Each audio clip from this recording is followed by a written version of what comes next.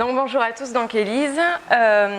Pour ma part, une petite présentation rapide pour ceux qui ne me connaissent pas. Donc effectivement, je fais partie de l'équipe de Prima, mais je suis conseillère en développement durable. J'accompagne actuellement un portefeuille d'établissements. C'est des établissements, donc des centres hospitaliers, des maisons de retraite, pas mal, des cliniques privées, donc un bon petit panel. Et sur l'accompagnement dans la démarche de développement durable de ces établissements, on investigue énormément de domaines. On les accompagne sur le bâtiment, sur l'eau, sur l'énergie. On les accompagne sur l'amélioration des conditions de travail. On les accompagne sur la biodiversité. Et un point commun aussi sur tous ces établissements, c'est bien sûr, ils servent des repas. Donc on les accompagne aussi sur la restauration.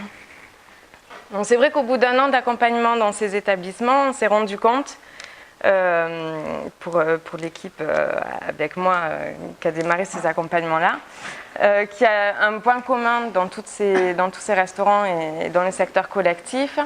On a fait des constats parfois assez alarmants, donc je vais être obligée un petit peu d'être pessimiste au début et de vous montrer un peu le fonctionnement de nos cuisines.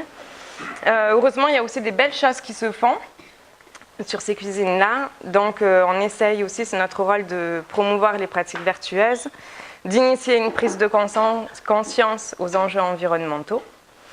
Voilà. Donc effectivement, on a pas mal travaillé ces derniers temps là-dessus. On a des solutions qu'on essaye de mettre en place dans la restauration collective. Donc moi, j'ai beaucoup d'espoir pour essayer d'améliorer les choses. Je vais commencer par vous montrer un petit peu le constat qu'on peut faire actuellement sur ces établissements-là. Donc, en petite introduction, on est parti d'abord de là, du bout de la chaîne, quand on apporte le plateau repas aux patients, aux résidents. Tout ce que je dis, ça concerne également les cantines scolaires, il ne faut pas les oublier, il y en a beaucoup en France. On peut vraiment extrapoler la démarche sur tous les secteurs d'activité. Donc la première chose, quand vous voyez cette photo, j'ai envie de vous demander qu'est-ce qu'elle vous évoque? Qu'est-ce que vous y voyez? Pardon? On n'a pas envie. Ouais. Un peu tout, quand même. Et ça, il n'a pas été proposé. Voilà, c'est tel qu'il est servi là. Alors ça, c'est un plateau qui a été servi dans un centre hospitalier. La patiente, c'est une dame âgée. C'est une personne âgée. Donc moi, la première chose en fait qui m'a interpellée sur ce plateau repas, c'est d'abord le positionnement sur le plateau. Si on va s'attarder un peu plus tard sur l'assiette, mais si on regarde déjà la disposition du plateau, on s'aperçoit que les couverts sont à l'envers. C'est un repas à destination d'une personne âgée. Là, ça va déjà lui demander un premier effort, de remettre les couverts en place, de déballer les couverts de la serviette, etc. Alors, il y a un effort qui a été fait, plus ou moins, et encore dans la politique du maintien de l'autonomie. Je pense qu'on peut encore améliorer des choses, mais il y a quand même les yaourts et les compotes qui ont été ouvertes. L'idéal, c'est de commencer à l'ouvrir un peu et de laisser la personne âgée rester dans son autonomie. La cuillère dans le pot de yaourt, c'est une volonté aussi d'aide, hein, c'est très bien. Simplement, est-ce qu'on s'est posé la question de savoir par quoi elle voulait commencer au moment du dessert? J'en suis moins sûre. C'est un plateau, tout simplement. Donc, vous savez, ces plateaux, ils sont mis sur des racks dans des chariots. Et c'est les agents de service hospitalier qui les apportent aux patients. C'est pas toujours une aide-soignante. Les aides-soignantes, elles, sont formées à l'accompagnement au repas. Les ASH, un petit peu moins, c'est pas leur rôle. Donc, l'ASH, qu'est-ce qu'elle a fait? Elle a pris le plateau, elle s'est tournée et elle a posé comme ça, sans se poser de questions. C'est une question de formation, surtout, principalement. C'est des formations qui peuvent avoir lieu en interne. Aujourd'hui, dans les établissements, il y a des politiques de bientraitance qui sont déployées. Ça peut être un biais pour former les professionnels aux bonnes pratiques. Voilà. Il y a le pain, pardon? Oui. Quelque chose, c'est la couleur aussi des aliments. Tout à fait. Qui est assez fade, Oui. qui ne donne pas très envie. Et si on doit attarder son regard sur quelque chose, c'est difficile. Oui. Il y a ce jaune qui est dominant sur le plateau. C'est pas un jaune soleil en plus, on va dire, effectivement. C'est assez dominant, c'est pas très attrayant. Le fait que la viande aussi ne soit pas découpée, la viande on voit ces mêmes qui ont l'air quand même assez... La viande n'est pas découpée. La viande, on pourrait en parler un petit moment. C'est certainement du filet mignon, je pense, là-dessus. Sachant en plus que le plat est découvert, enfin il n'y a pas de cloche, il n'y a pas de... J'imagine que cette personne va commencer par son potage. Je ne suis pas certaine que l'assiette reste chaude une fois qu'elle aura terminé son potage. Le pain aussi, le pain est positionné loin de cette personne. Ça va lui demander un effort de plus d'aller le chercher. Donc voilà, vous voyez que le repas, ça ne concerne pas seulement la qualité de l'assiette, déjà d'entrée, mais c'est aussi tout un environnement et tout un accompagnement qui est vraiment nécessaire. Dans notre démarche de restauration éthique et durable, on essaye d'avoir une vision globale de la prise en soin au niveau de l'alimentation. Donc ça pose un peu déjà les bases. Donc nous, qu'est-ce qu'on fait quand on est sur les établissements pour aller voir un petit peu la qualité des plats qui sont proposés?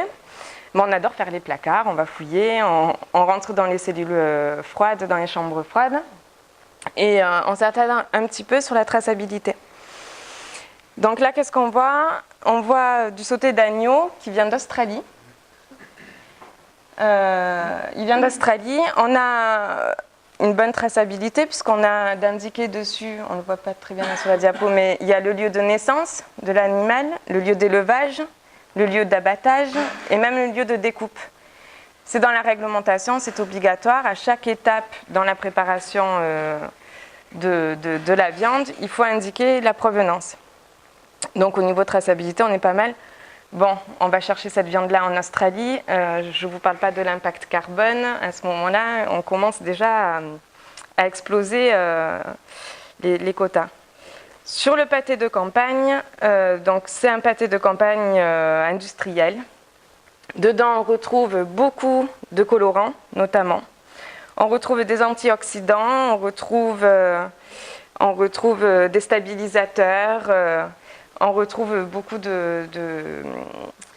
d'adjuvants. Moi, je me pose une question toute simple, c'est est-ce que le charcutier du coin, il utilise des petites poudres de perlimpinpin dans la préparation de son pâté? J'en suis pas certaine. D'autant plus que quand on pense qu'il y a des antioxydants dedans, enfin, on se demande quand même à quoi ça sert. Mais bon, la première raison, c'est la conservation. Enfin, je pense que c'est surtout pour ça qu'ils utilisent tous ces adjuvants. Donc au niveau de la qualité, je pense qu'on pourrait quand même s'améliorer là-dessus. Alors là, on retrouve les patates qu'on a vues dans notre assiette à l'entrée. Je pense que je commençais à en avoir marre à ce moment-là parce que j'ai même pas voulu regarder la provenance, ça m'intéressait pas.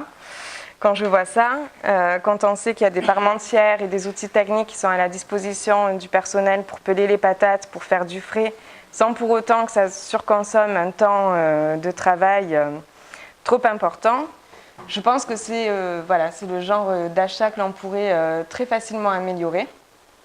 Alors le chef cuisinier avec qui j'ai parlé ce jour-là, sur les patates, il me disait « Mais moi, vous savez, Élise, avec mon prestataire, je lui dis une quantité et je ne lui dis pas quelle qualité je veux et sous quelle forme je le veux parce que tout simplement parce que je n'ai pas le choix, parce que je ne maîtrise pas la distribution, je ne maîtrise pas l'approvisionnement, je ne maîtrise pas complètement la gestion des stocks puisque je suis en sous-traitance. Donc effectivement, quand les menus sont réalisés, et bien souvent, ce cuisinier, en tout cas c'était son cas, il commande 10 kg de patates, il commande 20 kg de tomates et c'est la surprise en arrivant sur la manière dont le produit est conditionné. Quelquefois, bon heureusement c'est pas toujours comme ça, mais on peut le maîtriser, il suffit d'être exigeant et d'avoir ses critères et surveiller. Et c'est possible, et puis les prestataires sont aussi tout à fait capables de répondre à nos besoins. La ciboulette, elle vient du Maroc. La ciboulette, elle vient du Maroc. Bon, quand on pense que toutes nos collectivités sont équipées de grands parcs, de jardins, de terrasses, de balcons, nous, on le voit beaucoup sur les maisons de retraite, notamment, où il y a pas mal d'ateliers thérapeutiques, de jardins thérapeutiques, etc., qui sont faits. Donc c'est dommage, voilà, c'est vraiment dommage. En plus, c'est un déchet pour rien, assez inutile. On retrouve le sac plastique. on pourrait considérablement s'améliorer, bien entendu, là-dessus. Je suis désolée, je suis un peu alarmiste ce matin. J'en rajoute. Voilà le type de poisson qu'on retrouve dans nos cantines et à destination aussi des patients. Donc là, on a 2 poissons. On a du hoki et on a du colin d'Alaska. Ils viennent de 2 mers différentes. Donc, qu'est-ce qu'on en fait? On les prend, on les mélange et on en découpe des jolis petits cubes. Donc, je ne sais pas vous, mais moi, je n'ai pas tellement l'habitude de manger du poisson comme ça. Et pédagogiquement, je ne suis pas sûre, quand on sert du poisson comme ça à des enfants, qu'on ait vraiment une éducation très empreinte de bon sens, en tout cas. Donc ça, c'est assez fréquent. Du coup, effectivement, l'appellation, ça devient des cubes de nature de poisson blanc, histoire de noyer le poisson dans l'eau, justement. Alors, les fameuses tomates, j'étais obligée d'en parler un petit peu. Les tomates, donc là, c'était un audit que j'avais réalisé en plein hiver. On retrouve une cagette de tomates pleine, donc pas de saison, bien sûr, cultivée à l'aide de la chimie conventionnelle, évidemment, pour arriver à faire des tomates aussi calibrées, aussi jolies. Alors, quand on interroge un petit peu les cuisiniers sur leur pratique et qu'on leur demande « mais pourquoi vous avez autant de tomates en plein hiver ?» On nous répond, puis maintenant vous aurez peut-être l'œil quand vous irez au restaurant. Mais moi, on m'a souvent répondu, mais Élise, les tomates, c'est rouge, ça fait de la couleur et c'est beau dans l'assiette. Oui, c'est beau, mais bon, en plein hiver, on peut avoir du poivron aussi rouge, on peut aussi mettre une jolie asperge verte, on peut vraiment jouer avec la couleur avec des produits de saison, ça j'en suis persuadée. Donc les tomates, c'est aussi un petit peu un de mes chevaux de bataille, préférés. Mais je pense qu'il y a vraiment un non-sens et on consomme énormément de tomates hors saison. Alors qu'en pleine saison, elles sont tellement meilleures, juteuses, etc. Donc évidemment, sans parler des ressources au niveau de la culture que cela demande pour pouvoir produire en aussi grosse quantité. Alors les œufs. Les œufs, je pourrais vous en parler pendant des heures. C'est aussi une des batailles qu'on mène à Primum. Donc voilà, les œufs, aujourd'hui dans la restauration collective, on utilise des bidons. Là, c'est des bidons de jaune d'œuf, on a la version blanc d'œuf aussi, évidemment. Donc quand on demande pourquoi est-ce que vous utilisez des coules d'œuf, on nous répond, mais Élise, parce que c'est HACCP. Alors HACCP, c'est quoi? C'est l'analyse des maîtrises des risques au niveau de la restauration. C'est une méthode, contrairement à ce qu'on peut penser, ce n'est pas une obligation. Et malheureusement, mais c'est encore aussi une histoire de formation des professionnels, HACCP est tellement rentré dans les pratiques. Les risques sanitaires en restauration, il faut le dire quand même, sont omniprésents et bien évidemment, il faut les maîtriser. Il faut maîtriser notre chaîne du froid, il faut maîtriser les risques de contamination, il faut maîtriser la durée de vie des produits, notre production. Voilà, mais HACCP ne donne en rien des obligations. Elle recommande, dans le cas de l'œuf, HACCP, ce qu'elle nous dit, c'est vous savez qu'il y a un risque sur l'utilisation de l'œuf, donc à vous de le maîtriser. Vous le maîtrisez de la manière dont vous voulez, vous avez une obligation de résultat, pas une obligation de moyens. Au niveau des recommandations, effectivement, ce qu'on nous dit, c'est donc le risque de salmonelle sur l'œuf, et c'est surtout l'utilisation de l'œuf cru qui n'est pas recommandée. Mais encore une fois, il n'y a aucune interdiction. Donc c'est principalement les mayonnaises où effectivement, raisonnablement, pour maîtriser nos risques sanitaires, on va éviter d'en faire. En revanche, sur les autres, les recommandations nous disent aussi qu'on peut utiliser l'œuf coquille, sous condition qu'on respecte les circuits d'achat établis, c'est-à-dire que ce soit des œufs coquilles issus de production agréée et contrôlée. Et puis elles sont vraiment, il y a un contrôle vraiment très strict. Je discutais avec quelqu'un qui m'expliquait que dans les poulaillers, il y avait des contrôles tous les jours avec des chaussettes, on envoie des prélèvements, il suffit qu'il y ait une poule qui soit suspectée de véhiculer la salmonelle, c'est tout le poulailler qui y passe.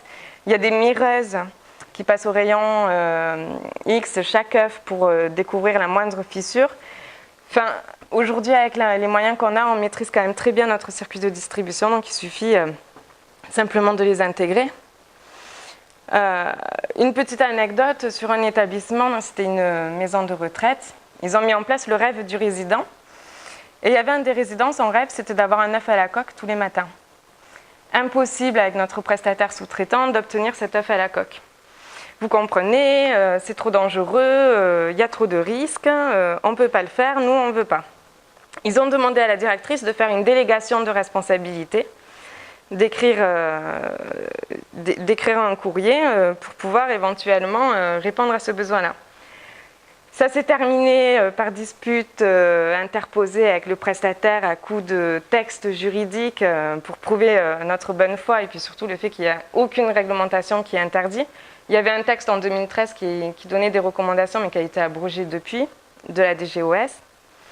Bon, cette histoire, elle s'est terminée, c'est la directrice qui est allée elle-même acheter des œufs sous le manteau et on l'a fait discrètement, sans le dire à personne, pour pouvoir répondre à ce rêve tout simple quand même de manger un œuf le matin au petit déjeuner. Donc voilà, l'idée dans une démarche de restauration éthique et durable, c'est bien sûr de revenir à du bon sens et de revenir à du bon sens tout simplement. Les œufs, on ne les a jamais vus en bidon. Là, on a un cubi de vin d'Espagne. C'est dans une cuisine là à Rouen. Quand on pense qu'on est le pays du vin, je m'interroge aussi, tant pour le bilan carbone que pour la qualité. Alors le vin, ça pose aussi une autre question sur la prise en soin, une discussion que j'ai souvent avec les directeurs des établissements, surtout les maisons de retraite. C'est au niveau de la restriction de liberté. Il y a beaucoup d'établissements qui limitent la consommation du vin à table. Moi, je me demande si vraiment c'est opportun de limiter à tout prix. Alors, il y a des établissements qui disent non, chez nous, c'est un verre de vin, pas plus. Je pense qu'on ne prend pas suffisamment en compte les envies des résidents, les besoins, et que limiter la consommation à un verre, pour moi, c'est une mesure de restriction de liberté. Alors, bien sûr qu'il y a des personnes qui sont identifiées, où on sait qu'il y a des interactions médicamenteuses, où on sait qu'on va veiller à ce qu'ils consomment avec modération de l'alcool. Mais on a quand même une gastronomie et une culture en France qui fait que voilà, limiter à un verre la consommation, je pense qu'il est intéressant d'engager les établissements aussi à avoir cette réflexion-là. Ça fait partie de la prise en charge globale sur la restauration. Alors l'huile de palme. L'huile de palme, je ne m'y attendais pas du tout à faire autant de constats dans les achats. Mais effectivement, elle a envahi notre alimentation. Et dans l'épicerie, quand on regarde un petit peu leur stock et qu'on regarde de près les étiquettes, on se rend compte qu'il y a énormément de produits qui contiennent de l'huile de palme. On connaît aujourd'hui les incidents sur l'environnement, les conséquences de la déforestation sur les populations, les incendies qui font des ravages, l'extinction des animaux, etc., etc. Donc ça aussi, c'est un critère important à mon sens quand on a une éthique environnementale, c'est vraiment de faire en sorte de ne pas utiliser ces produits-là ou alors d'utiliser des huiles de palme issues d'endroits bien gérés. Il y a un label qui existe pour ça. Alors l'huile de palme, pourquoi on la retrouve partout? Vous le savez, parce que ça coûte vraiment pas cher. Donc une fois qu'on a mis le doigt dessus, mais c'est vrai que les professionnels nous disent aussi que bien souvent, ils ne s'étaient même pas posé la question jusque-là. Et finalement, les étiquettes, on les regarde pas de si près. Voilà, c'est très facile de substituer les produits avec de l'huile de palme par des produits labellisés. Aujourd'hui, sur les gammes d'épicerie, j'étais encore cette semaine sur un établissement où on a listé les produits qui contenaient de l'huile de palme. On a appelé le fournisseur, Cercle Vert derrière, qui nous a donné de suite de nouvelles références. Et on est exactement sur les mêmes gammes de prix. Donc le bio, c'est trop cher. Aujourd'hui, la tendance est en train de quand même bien basculer. Mais bon, c'est un autre débat, on pourra en parler. Donc évidemment, des solutions, il y en a plein. Il faut agir. Et pour agir, la première chose, c'est d'avoir des exigences. Ces exigences, il faut les écrire. Alors, vous savez, en restauration collective, il y a plusieurs fonctionnements.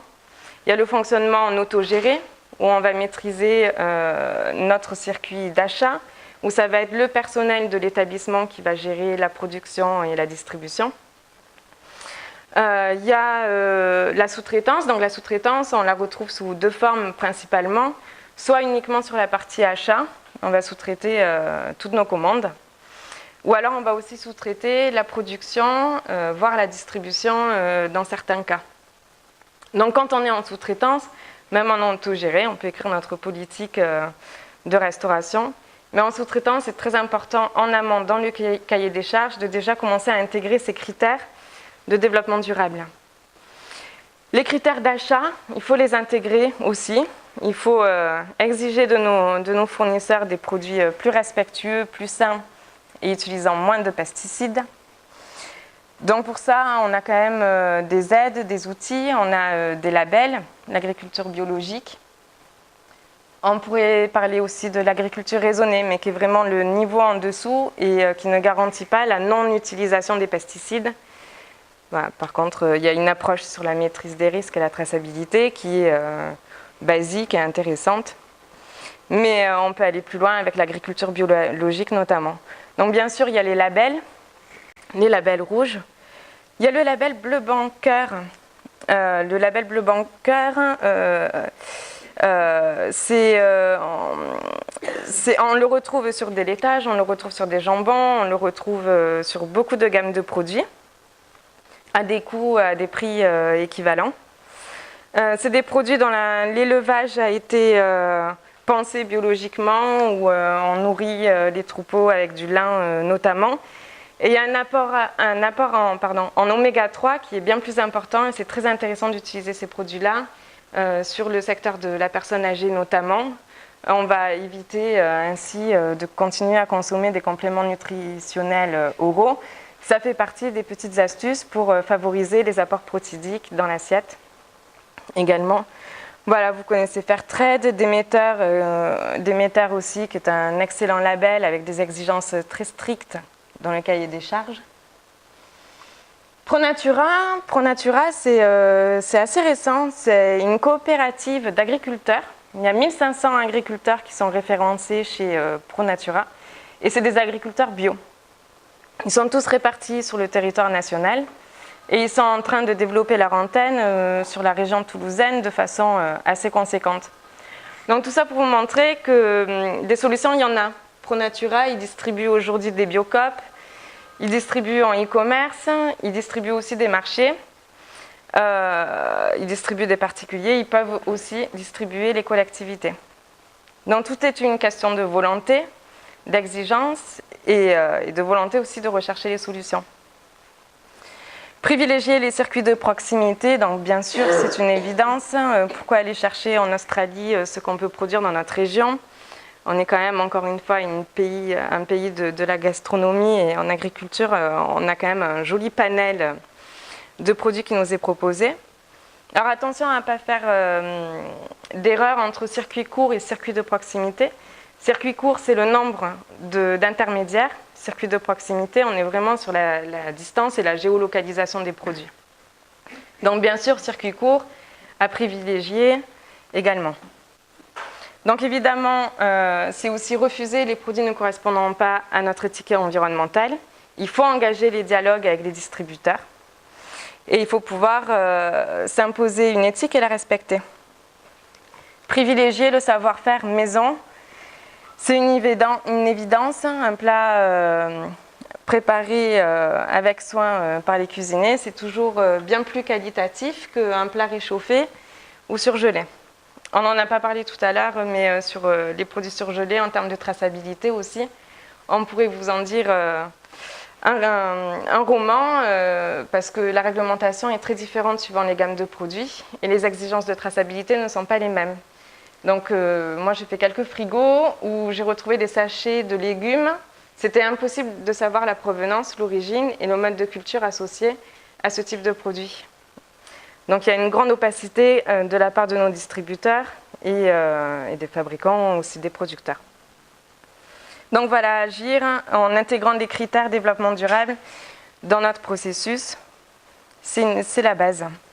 Respecter évidemment la saisonnalité, c'est une évidence, mais c'est important de le rappeler, puisqu'au final, on retrouve notre fameuse tomate en hiver et pas mal d'autres produits aussi. Alors, il y a des outils qui existent pour promouvoir aussi la démarche et pour valoriser les actions qui sont faites. Il y a des établissements, à l'heure actuelle, qui proposent des menus bas carbone. Un exemple, voilà, là, ça c'est une carte qui avait été posée sur les tables de restaurant. On a un paquet de livres de recommandations qui nous donnent des méthodes pour évaluer notre impact environnemental, pour évaluer l'empreinte carbone, etc. Il y a une étude qui a été faite assez récemment en Midi-Pyrénées où ils ont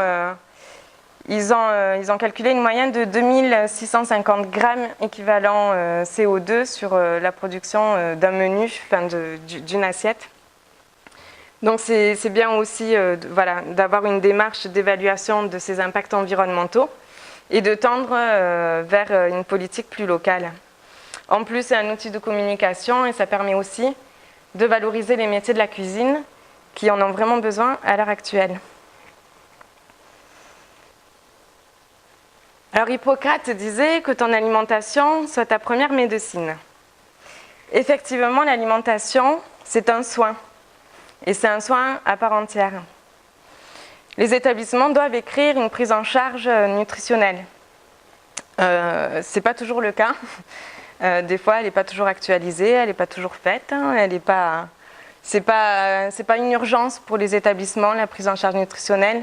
C'est souvent vu comme le moyen de répondre à un besoin vital, mais pas forcément englobé dans un processus de soins.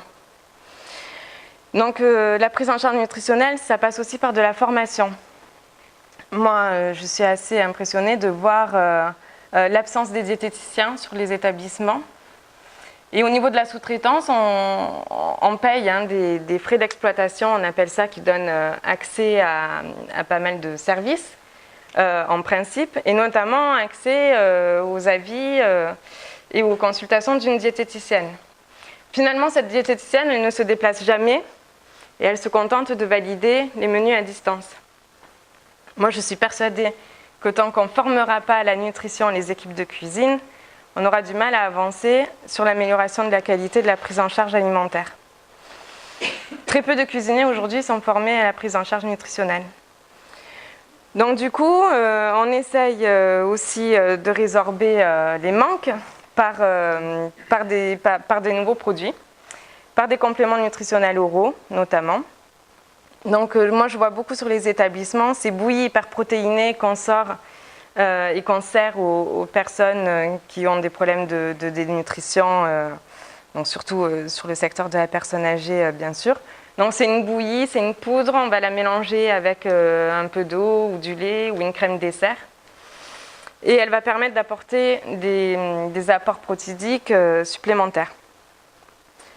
Alors autant vous dire que cette poudre, elle n'est pas forcément spécialement gustative. Quand on sait que chez la personne âgée, le plaisir gustatif, c'est une des choses qui lui tient particulièrement à cœur et qu'on lui doit aussi, je pense. Donc ces bouillies hyperprotéinées, en plus, rien ne nous indique que la personne va la prendre en entière, va tout consommer et que du coup, de cette manière, elle aura effectivement ingurgité son apport protidique recommandé. Les alternatives, c'est évidemment d'améliorer la qualité de nos assiettes. Il faut diminuer les quantités, on va parler du gaspillage alimentaire, mais augmenter surtout la qualité et trouver d'autres moyens d'apporter ces compléments nutritionnels oraux par des moyens d'enrichissement naturel des plats. On rajoute, dans les pratiques, l'enrichissement naturel, on va rajouter de l'œuf, on va rajouter du gruyère, du lait, de la crème fraîche. C'est quand même plus goûteux. Et puis aussi, il y a les légumineuses qui apportent du fer, des protéines, qui sont une alternative et qui permettent aussi de réduire notre consommation de viande, parce que c'est un constat qu'on fait depuis des années, vous le savez, on consomme beaucoup trop de viande en France. Sur la prise en soin nutritionnelle, la présentation des plats aussi, c'est quelque chose de très important, évidemment. Et puis alors, vous savez, on décline beaucoup de régimes. Il y a les régimes mixés, notamment, qui ne sont pas forcément très appétants pour les personnes, où on se retrouve avec des coupelles de bouillie. Donc là aussi, heureusement, on innove beaucoup, et il y a des solutions qui existent. Aujourd'hui, on recompose les aliments, et on essaye un petit peu de redonner du sens dans l'assiette pour ouvrir l'appétence chez le sujet. Parce que le convive qui va manger une assiette qui lui parle, déjà, il aura plus envie de la manger. Et quand on a perdu l'envie, il existe des moyens à la disposition des équipes pour essayer de solliciter les personnes à s'alimenter. Oui. Ajouter que recomposer la Recom- couleur et Oui. l'aliment d'origine pour quelqu'un qui a perdu le sens, Les déficiences sensorielles. Oui. des aliments, il mange plus spontanément que s'il ne reconnaît pas l'aliment. D'où l'intérêt de cette, Oui. de cette méthode. Tout à fait, merci. Voilà, donc ça arrive, les textures modifiées à grands pas. Donc c'est des moules où on met dedans. Voilà, c'est des choses toutes simples, effectivement, mais c'est encore des techniques qui sont trop méconnues et qui ne sont pas intégrées dans les formations initiales des cuisiniers.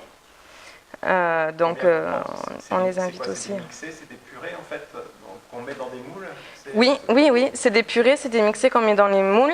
Alors des fois on va rajouter une texture un petit peu gélifiante pour la teneur.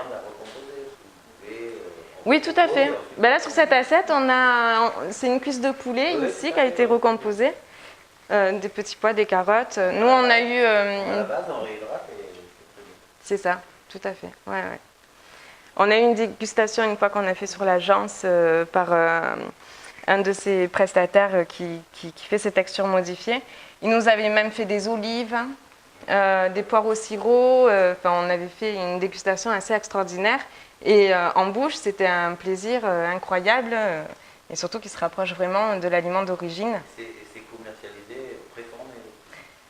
Alors, Il y a des sociétés qui spécialisent. il y a des sociétés spécialisées là-dedans, mais qui apportent une méthode. Par contre, c'est un surcoût énorme. Ouais. Alors, juste un mot sur ça, Ouais. parce qu'il y a une grande différence entre ce qu'Élise est en train de nous montrer. Oui, non, mais là, on fabrique ça, c'est la fabrique. Voilà. C'est pas du préparé. C'est pas La du industriel. particularité, c'est que ce monsieur qui fait ça, là, on pourrait imaginer le faire venir et faire Oui. un café santé avec lui et dégustation. Oui, c'est intéressant. Mais là, la particularité, c'est qu'on forme les chefs à fabriquer Oui, ça. voilà, non, mais c'est l'avantage. Oui. C'est plus pédagogique. Il faut donner des méthodes de recettes, des recettes, des... Oui, tout à fait, Et qui sont excessivement chers. absolument. Ça, c'est pas excessivement cher. On a vu que ça se fait avec le menu du jour, en fait. Mais ça c'est moins cher que même de Je pense que c'est plus valorisant pour le chef Ah bah, de faire ça mélanger les produits en fourne. bon, par contre, c'est du travail. Ah oui, là, oui. C'est du temps. Il faut voir en fait sur une base de 120 Oui, présidents, donc il y a très peu de cuisiniers, il y a surtout Oui. Il y a surtout de main-d'œuvre qui est pas négligeable. Et après, Oui. au niveau des documents, c'est super tout ça, mais alors, faut bien que 80%. Il y a des locales qui ne peuvent pas se permettre d'acheter des exacts. bien sûr. Oui, c'est un circuit, mais si on améliore l'alimentation, on va réduire aussi le gaspillage alimentaire. On va gagner par ailleurs à d'autres endroits. Tout à fait. Oui. De toute façon, sur le coût, je pense qu'il faut arrêter de penser avec une logique comptable, mais agir avec conscience. Et les directeurs d'établissement, il faut vraiment les inviter à avoir cette démarche-là. Il faut mettre les moyens nécessaires à la cuisine pour redonner du sens. Et pour On pratique. revenir à ce que vous disiez sur le bio, on a un surcoût sur un menu en moyenne de 22%. Oui, En gros, oui. c'est pas On a un négligeable surcoût. sur Ouais. 100, 200, 300 000 Ouais. Je ne pense pas qu'il s'agisse d'un surcoût sur l'agriculture biologique. Moi, je pense simplement que c'est le juste prix. Oui, mais je pense que c'est intéressant d'avoir ce débat-là aussi parce que... On est obligé quand même de voir par rapport à ça. Moi, j'achète Oui. le menu au niveau national, surtout au niveau national. Oui. Et sur plus d'un million de couverts dans l'année, servi, ça crée un impact. Alors, j'ai envie de vous poser la question inverse. Pourquoi les autres produits sont moins chers? Non, quand on est produit, je fais travailler des circuits courts. Oui, mais si on dit que l'agriculture biologique, c'est plus cher, c'est que forcément, on a des produits qui sont moins chers à côté. Ben non, non, Et pourquoi ils sont moins chers? Vous avez Principalement des parce qu'on carottes, remplace vous la avez- chimie, vous avez enfin par les exemple paysans des par la carottes chimie. de très bonne Mais- qualité, en agriculture raisonnée, qui sont largement aussi bonnes que certaines carottes qui sont produites à côté de chez nous. Quoi. Oui, mais l'agriculture raisonnée, ça ne veut pas dire qu'on n'utilise pas la chimie conventionnelle et qu'on n'utilise pas des Mais non, mais pesticides. je suis d'accord, mais après, pour avoir une biologie certifiée, réellement, et crédible, Oui. on a une grosse surprise quand même. Oui, moi je suis d'accord avec vous dessus, mais aujourd'hui vous faites pour 1 million. Si votre concurrent à côté fait pour 2 millions, si l'autre fait pour 2 millions et tout le monde se dit on va Non, non, je acheter. fais pas, moi je fais pas, j'achète. Oui, mais si tout le monde achète pour 5 millions de couverts, vous verrez que le bio. On sera peut-être introduit moins 20% de bio dans les menus. Donc c'est un effort de volonté de notre part. Petit à petit, il y a des établissements qui sont déjà bien au-delà des 20%. 20%, c'est un petit objectif, mais c'est une porte d'entrée, c'est très bien. C'est très bien. Et puis heureusement, il y a la loi sur l'ancrage territorial qui est sortie. Actuellement, on est à 20% en gros. C'est bien. Alors on a la solution de faire un menu sur 5 jours par exemple. C'est un bon début, mais 50%, 60%, 80%, ça serait encore mieux. Mais moi je demande que ça. Ouais. Et après, Mais après, il faut revoir aussi la composition des menus, puisque Bien sûr.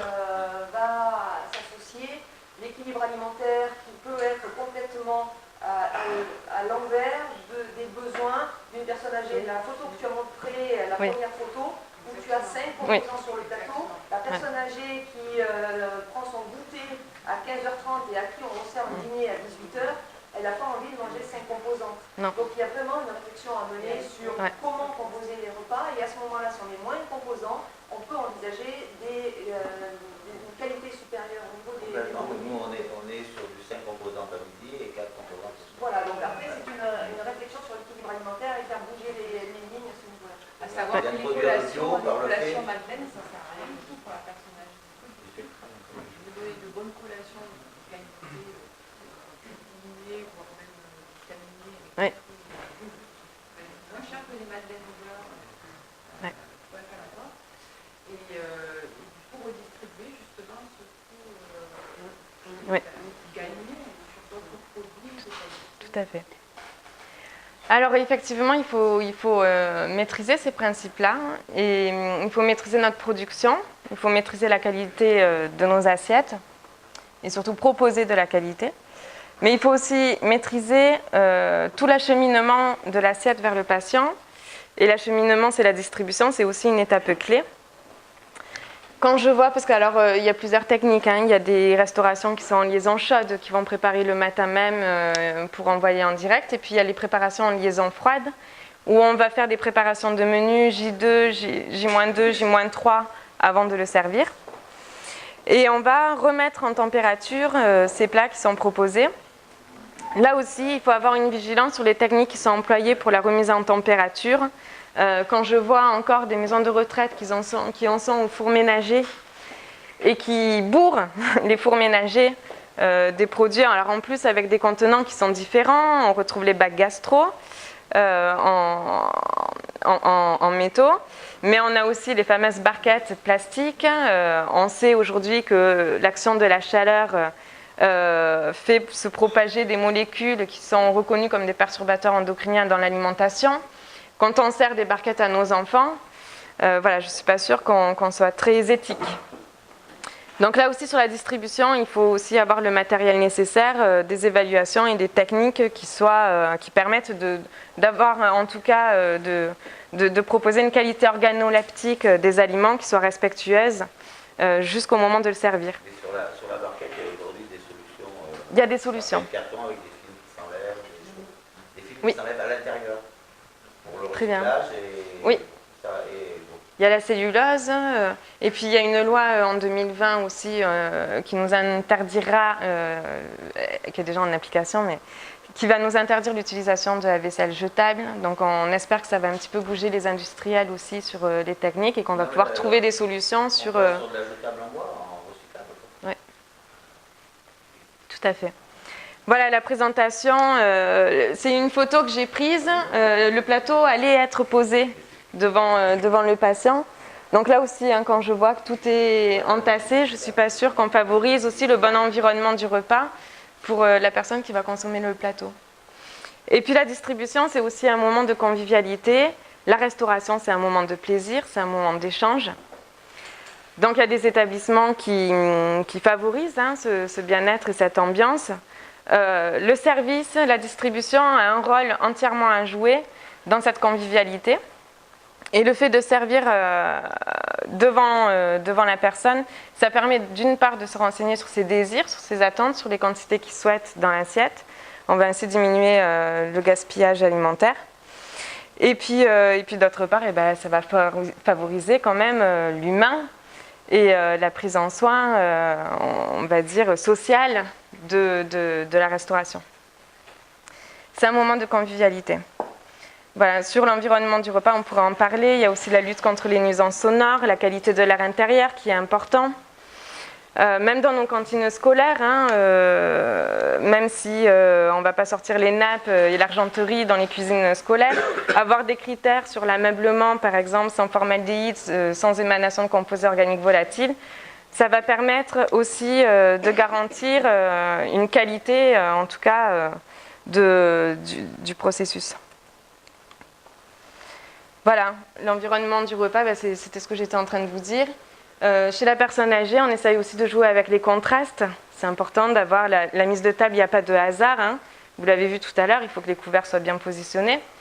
Mettre une nappe de couleur, ça permet aussi de valoriser ce qu'il y a dans l'assiette. Dans le cadre des déficiences sensorielles, c'est des petits gestes mais qui sont très importants et qui vont permettre de favoriser l'environnement. J'ai un établissement là qui est en train de tester l'aromathérapie pour ouvrir l'appétence chez le sujet âgé. C'est très intéressant. Alors, il diffuse des huiles essentielles un quart d'heure avant le repas qui ont des vertus permettant d'ouvrir l'appétence. Donc, c'est autant de techniques innovantes et nouvelles qui permettent aussi de favoriser cette prise des repas. Donc, la présentation des repas, bien sûr, qui est elle aussi très importante. Une restauration éthique et durable, c'est aussi la prise en compte des salariés qui travaillent dans ces cuisines. On part du principe qu'un salarié bien traité est un salarié bien traitant. Donc prendre en compte les troubles musculo-squelettiques, l'ergonomie des postes de travail et permettre d'améliorer les conditions de travail et la qualité de vie dans les cuisines. Il faut savoir aussi que les cuisines, ce sont des lieux qui sont la plupart du temps aveugles, sans fenêtres, ils sont enfermés. C'est du personnel qui est debout en permanence. Ils commencent leur journée à 6h du matin, ils finissent à 15h après la distribution et après avoir tout rangé.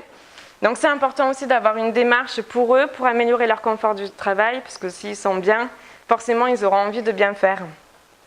Donc c'est aussi à allouer les moyens humains et matériels nécessaires. Évidemment, on est dans la logique du modèle économique aujourd'hui, où on cherche à tout prix à faire des économies. Il faut aussi prendre en compte que le fait maison, ça demande aussi des mains. Donc, c'est important d'y mettre les moyens. Privilégier la lumière naturelle. Communiquer, la communication entre les services, c'est quelque chose de très important. De la collecte des données auprès du patient jusqu'à la production et le service. Il y a beaucoup d'interfaces, il y a beaucoup de chaînes, il y a beaucoup de maillons qui interviennent. Donc c'est important aussi d'évaluer régulièrement ces pratiques pour pouvoir améliorer la prise en charge nutritionnelle. Voilà. Il y a les impacts environnementaux. Oui, vas-y. Ce qui est important, c'est que, comme tu le disais, que les cuisiniers, l'équipe de restauration ne soit pas coupée des convives. Oui. De pouvoir leur donner les moyens d'aller auprès des convives oui. et d'avoir les retours en direct. Oui, ça c'est quelque chose qu'on recommande aussi, et puis bien sûr de prendre en compte leur satisfaction. Donc il y a des établissements qui posent des boîtes à idées, il y a des commissions menus aussi, où on réunit des usagers et on leur demande leur avis, on leur demande leurs désirs. On peut leur demander parfois pourquoi pas des recettes, ça se fait sur certains endroits. Mais effectivement, la prise en compte de la satisfaction est un élément très important qui permet de s'améliorer. Voilà, après bien sûr sur la maîtrise des impacts environnementaux, il faut pouvoir les maîtriser. Nous on propose l'étiquette environnementale sur les menus, comme on le fait déjà sur le bâtiment par exemple. Pourquoi pas, c'est aussi un bon indice, puis ça permet de communiquer aussi sur la volonté d'agir et de diminuer nos impacts environnementaux. Lutter contre le gaspillage alimentaire, évidemment, c'est un cheval de bataille aussi. L'ADEME a estimé récemment à 420 millions d'euros par an, rien que pour la restauration collective en santé, la perte. Il faut savoir qu'on jette un tiers de ce qui est consommé, donc c'est énorme. Donc il y a beaucoup d'actions à faire. Il y a des estimations qui ont été réalisées, notamment par le Comité de développement durable pour la santé, qui a estimé des grammages par assiette. On est à 200 grammes de moyenne sur certains secteurs. Ça nous permet à nous après d'estimer et de mettre en place les moyens nécessaires. Alors il y a une loi sur les biodéchets. Aujourd'hui, un producteur de biodéchets qui produit plus de 10 tonnes par an doit mettre en place une filière de valorisation de biodéchets. Donc nous, on profite sur les établissements de la mise en place de cette filière biodéchets pour travailler sur le gaspillage alimentaire. Pour réduire la quantité de nos biodéchets, c'est important d'évaluer ces pratiques, de monter des groupes de travail en interne, d'étudier évidemment la qualité de l'assiette, mais aussi la distribution, l'accompagnement au repas, etc., qui sont autant d'éléments clés pour pouvoir réduire le gaspillage alimentaire. Juste pour information, cette campagne a été portée par le CDS, mais elle a été réalisée par tout le monde. D'accord, merci.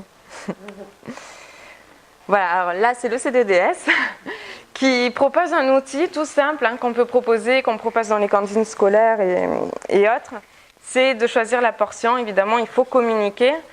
Quand on est dans un self, de pouvoir proposer une petite, une moyenne ou une grande portion, c'est déjà une action aussi de lutte contre le gaspillage alimentaire. Donc c'est des pratiques à promouvoir. Et puis bien sûr, dans une démarche environnementale, on va aussi chercher à s'améliorer sur les déchets. Donc, je vous ai parlé de la filière biodéchets, il y en a d'autres à mettre en place. On met en place sur les établissements des filières, même pour le café, pour le pain. On récupère même sur certains établissements l'eau des carafes pour pouvoir pour arroser les plantations extérieures ou même les pots à l'intérieur. Donc il y a moult choses à faire. C'est aussi un critère d'achat, les déchets. Au moment de l'approvisionnement, le conditionnement des produits, il faut exiger des prestataires une réduction des emballages. Et s'ils nous proposent des emballages, il faut qu'ils nous trouvent des solutions pour le tri et pour la valorisation. Donc exiger la reprise des emballages par les fournisseurs, c'est aussi un de nos critères et on encourage les établissements à faire ça. Voilà, on pourrait parler longtemps des déchets, il y a les bouteilles plastiques aussi, on lutte beaucoup là-dessus. Bon, on n'a plus trop le temps parce qu'il est 9h et que tout le monde a du travail. Donc en résumé, favoriser l'ancrage territorial, évidemment.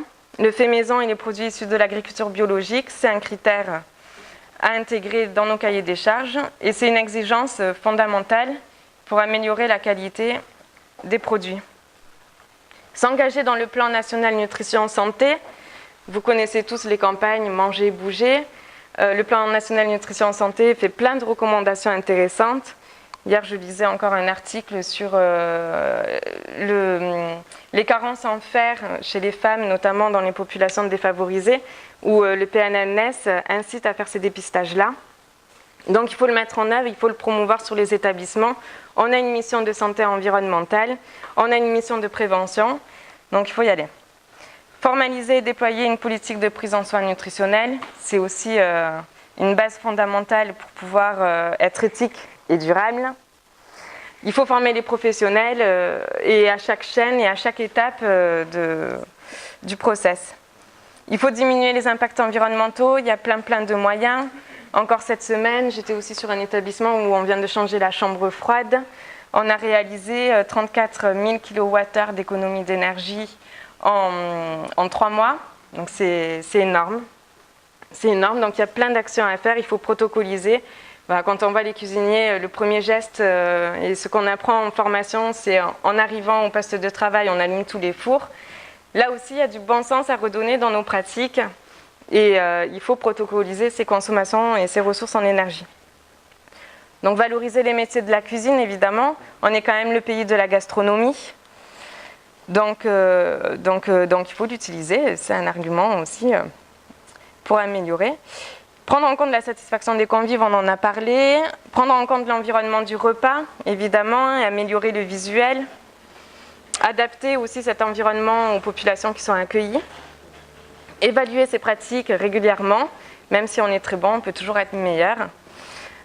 Donc c'est toujours bien de se fixer des objectifs. Et puis de toute manière, l'amélioration, ça ne passe pas sans groupe de travail et sans échange des pratiques. Donc il faut évaluer, il faut faire du benchmarking et il faut aussi innover puisqu'on a vu, on a des solutions actuellement et je pense qu'on aura de nouvelles solutions encore à l'avenir. Voilà, j'ai terminé pour moi. Est-ce que vous avez des questions? Est-ce que vous avez d'autres... Sinon, je vous remercie pour votre attention.